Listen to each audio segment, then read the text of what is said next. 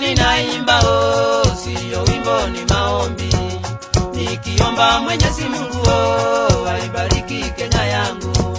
Kwa jina la Baba na la Mwana Roho Mtakatifu, amina. Kwa jina la Baba na la Mwana Roho Mtakatifu, amina.